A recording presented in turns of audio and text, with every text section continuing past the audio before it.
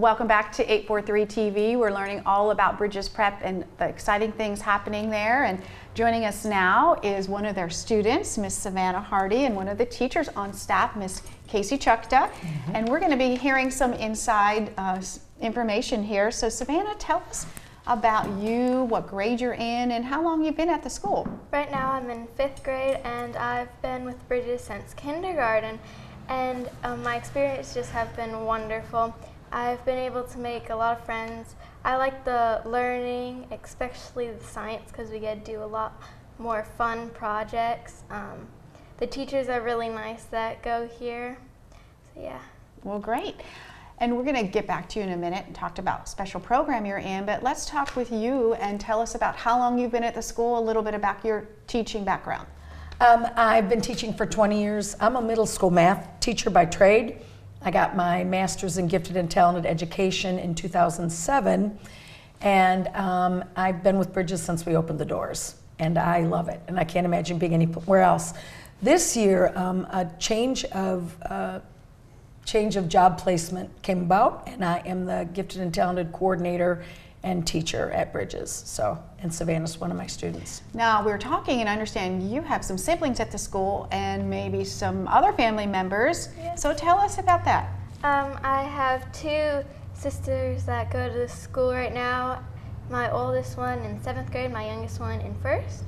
And my mom currently is a 5th grade teacher right by my classroom. Well, that's cool. So you can kind of be with your family during the day and after school too. Well, yes, that's really neat. So we mentioned the Gifted and Talented program. That's what we're going to focus on now. Tell us a little bit more about how that works. There are 2 ways in South Carolina for a student to be identified. Okay. In 2nd grade, all students take the COGAT cognitive abilities test and the Iowa test. And if they score on the 96th percentile, they're automatically, in verbal or nonverbal, they're automatically labeled as gifted. And after that, if they score on the 93rd percentile, then they're flagged to take a STAR performance test that we'll offer the end of February, the beginning of March.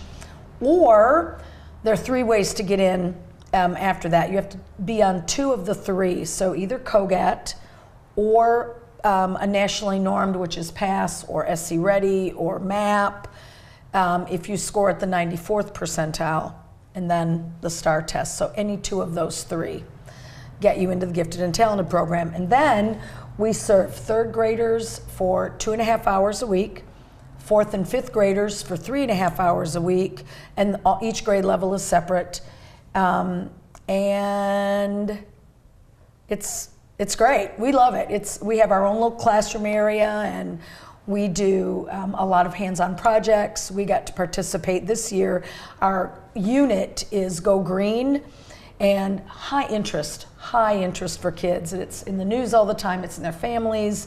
The plastic bag ban was perfectly timed for this. And we got to participate in the first ever Port Royal Sound recycled art competition. Each grade level entered a piece, and so Savannah was a part of that. They created it, they designed it, they wrote about it, and then we got to go out and see 100 entries that were there. And so it sounds like there's opportunities that go beyond the classroom in this program. In fact, what are we doing next Friday? What are we doing? What's our culminating activity? We're doing a Go Green Assembly, and we're going to talk about upcoming events, why you should recycle, what happens if you don't recycle, and we're going to just have fun. Share a couple things that you like most that you're involved in with the program. I really like how we get hands-on, we get to do activities, and the group that I get to work in with GT, it's just wonderful, and we get to build off of each other. So we get to share ideas, we get to learn more, and then when we come home, we could share other people's ideas and explain things to our parents. Yeah, so a lot of good table conversation. Yes. So again, you get to take that home with your family that's already there at school. Dr. Herbert, let's talk to you a little bit now about the Strong Arts program that is there at the school. Yes, ma'am. We have a VPA association, so that's a Visual and Performing Arts. Ms. Chukta also has a key role in that. We have through band, music, and art have come together to create and drama have come together to create this great experience for the students. And I'll let Ms. Chakta talk a little bit about that, because she has she's directing the upcoming play that is about to kick off. We have our 3rd through 7th graders have a daily opportunity to participate in drama, music, art, Spanish, computer ed, and PE, yeah, of course. And so the creative thinking that comes out of that is where critical thinking comes, and critical thinking is certainly the primary goal for education. So Jungle Book, we're doing the Jungle Book, loosely based on Rudyard Kipling's famous short story. And there are 65 3rd through 7th graders who have speaking roles.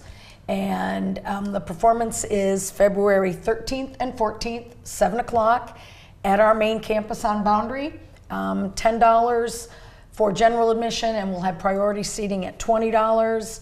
And we're raising money so that we can continue with this. This is our 4th full-scale production. So it's a great opportunity for those to be introduced to the campus or to the school who might not know. Open to the community. So bring your guests, bring your friends, and reach out. And this year, for the first time, we're doing 2 productions. In April, the upper school is going to take on Thornton Wilder's Pulitzer Prize winning Our Town. It's a 3-act drama. So that'll be April 10th and 11th.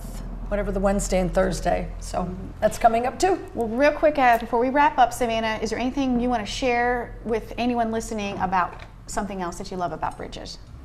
With the Jungle Book, we get to express our inside self, and we get to learn more about what people like, how they are, and may even just learn how good of a friend they could be.